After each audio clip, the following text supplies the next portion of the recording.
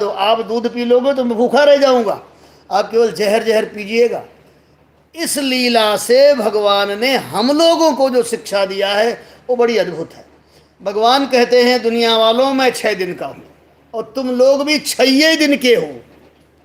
प्रत्येक जीव जब तक मृत्यु शैया पर नहीं लेटता तब तक वो 6 दिन का ही रहता है, क्योंकि काम क्रोध मद लोभ मत्सर अहंकार ये छूटता नहीं। ये 6 विकार हैं, इसलिए हम भी 6 दिन के हैं, तुम भी 6।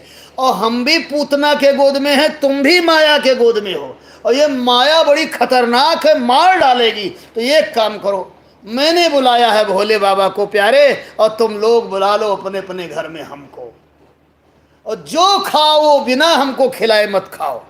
और यदि ऐसा करोगे तो ये माया तुम्हारा बाल बाका नहीं करने। इसीलिए आप देख लीजिए बड़े बड़े तीर्थों में आप चले जाओ, वृंदावन जाओ, अयोध्या, आज काशी में बड़े बड़े मठ होंगे, बड़े बड़े सेठ लोग लाते हैं, महाराज ये 10 लाख ले लो, क्या करोगे? सब भोग लगा देंगे, लाओ चकाचक जितना लाना हो लाओ, जितनी माया हो ले आओ, क्या करोगे? बोले हम सब भोग लगा देंगे, हम अपने लिए थोड़े रखेंगे।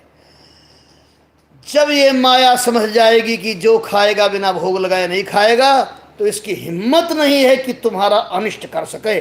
और उसका और सरल उदाहरण से समझा जाए, किसी का ब्याह हुआ, उसके एक बालक हुआ, पत्नी मर गई,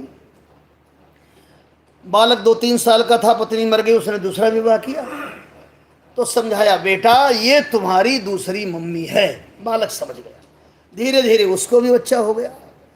अब जब उसको बच्चा हो गया तो बड़ी पत्नी से जो बच्चा था उससे करने लगी ईर्ष्या, प्रायः संसार में देखा जाता है। इतना ईर्ष्या करने लगी कि एक दिन उसको लगा कि मेरे ही बेटा रहे या न रह जाए, तो गरम गरम बनाया हलवा और उसमें मिला दिया जहर और कटोरी में दिया, ले जाओ बेटा खा लो, हम तुम्हारी नई मम्मी है ना। गरम गरम हलवा बनाया और जैसे वो जहर मिला हुआ हलवा की कटोरी उठाया, दौड़ा दौड़ गया, पापा पापा नई मम्मी ने हलवा बनाया, लो चाखो। कहा बेटा तुम्हारे लिए बनाया होगा। बालक ने कहा नहीं, बड़े लोगों को खिला के ना खाया जाए तो लोग गंदा बोलेगा।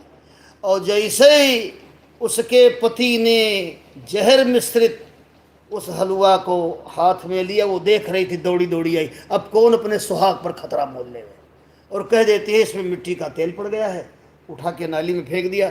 अब वो जान गई जो बालक को खिलाऊंगी अपने बिना बाप को खिलाए नहीं खाएगा, तो क्या उसकी हिम्मत पड़ेगी कुछ करने की? क्योंकि उसके पीछे उसका सुहाग भी है। इसी तरह से माया जब जान लेगी जीव जो भी खाएगा वो बिना भगवान को खिलाए नहीं खाएगा, तो उसकी हिम्मत नहीं पड़ेगी। इस कथा का यही उद्देश्य है। चरा चरात्मा सन्मीलिते क्षणा विबुद्धताम बालक मारिकाग्रहम। और भगवान पीने लगे और पीते पीते पी गए। महाराज मरना हुआ तो प्रकट हो गई। भागवतकार कहते हैं त्रिगव्युति ही, 6 कोस में पूतना का शरीर था। 6 कोस माने 18 किलोमीटर।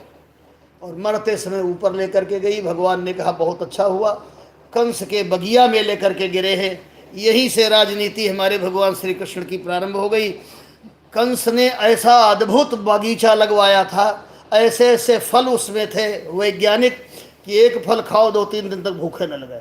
भगवान ने कहा दुश्मन को तंग करना हो तो सबसे पहले उसके रसद पर आक्रमण बोल दो, सबसे पहले इसका बगीचा नष्ट करो।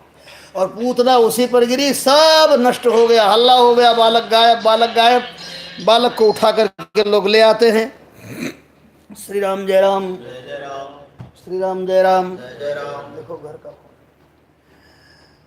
यशोदा जी ने गोद में ले लिया और जैसे स्तनपान कराने लगी, सबको आश्वस्त कर दिया, कह दिया चिंता करने की बात नहीं है।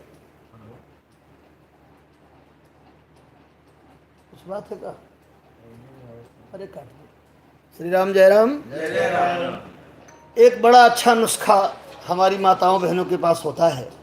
बालक बीमार हो, बालक ऊपर से गिर जाए, और यदि माता का दूध पीने लगा तो कह देती हैं डॉक्टर साहब चिंता न करो ये दूध पी रहा है। ये सबसे बड़ा नुस्खा है।